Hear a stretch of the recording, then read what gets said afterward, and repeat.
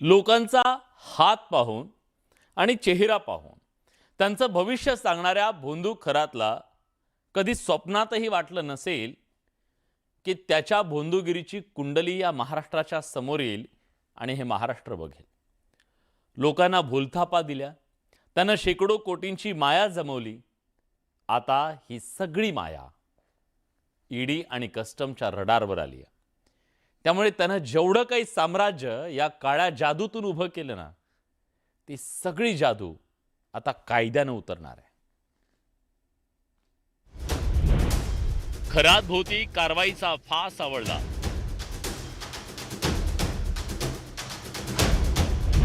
ED आणि कस्टमच्या रडारवर खरात।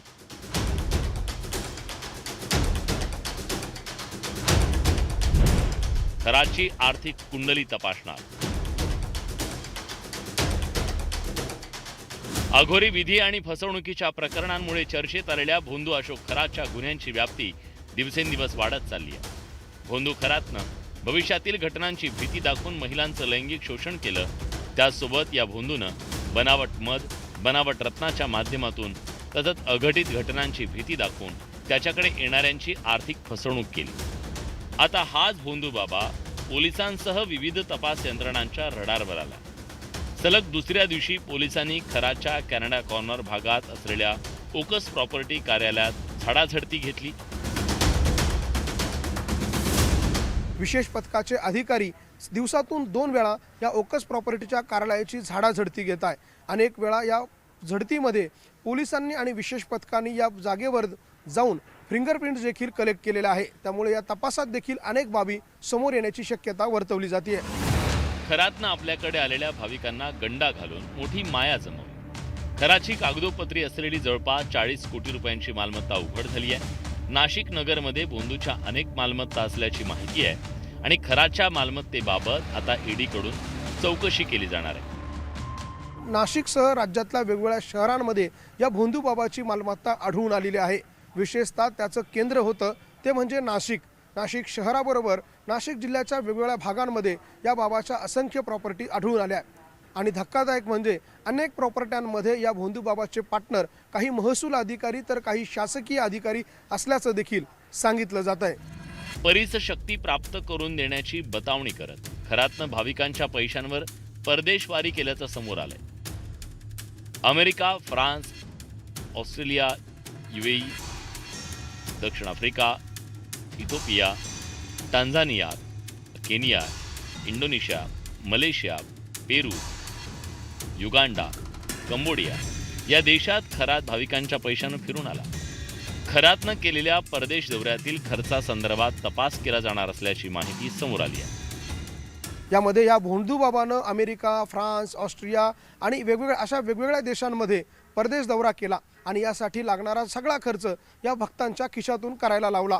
अशा पद्धतीनं हा बाबा केवळ महिलांचंच लैंगिक शोषण करत होता तर असं नाही, तर त्याने अनेक पुरुष भक्तांना देखील अशा पद्धतीनं वेगवेगळ्या पूजांच्या नावाखाली आणि वेगवेगळ्या आमिषाच्या नावाखाली परदेशवारी करून त्यांना कोट्यावधी रुपयांचा गंडा घातल्याचं देखील आता तपासात समोर आलेलं आहे।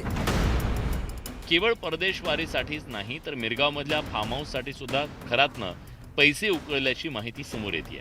मिरगाव इथल्या फार्म हाऊसच्या बांधकामासाठी खरातनं उद्योगपती राजेंद्र जासूद यांच्याकडून 1,11,00,000 रुपये वसूल केले। नवीन वास्तूमध्ये तुर्कस्तानातून तब्बल 90 लाखांचं फर्निचर विकत घेण्यात आलं। तुर्कस्तानातून आणलेल्या फर्निचरवर त्यानं कस्टम ड्युटी भरली होती की नाही याचा तपास केला जाणार आहे।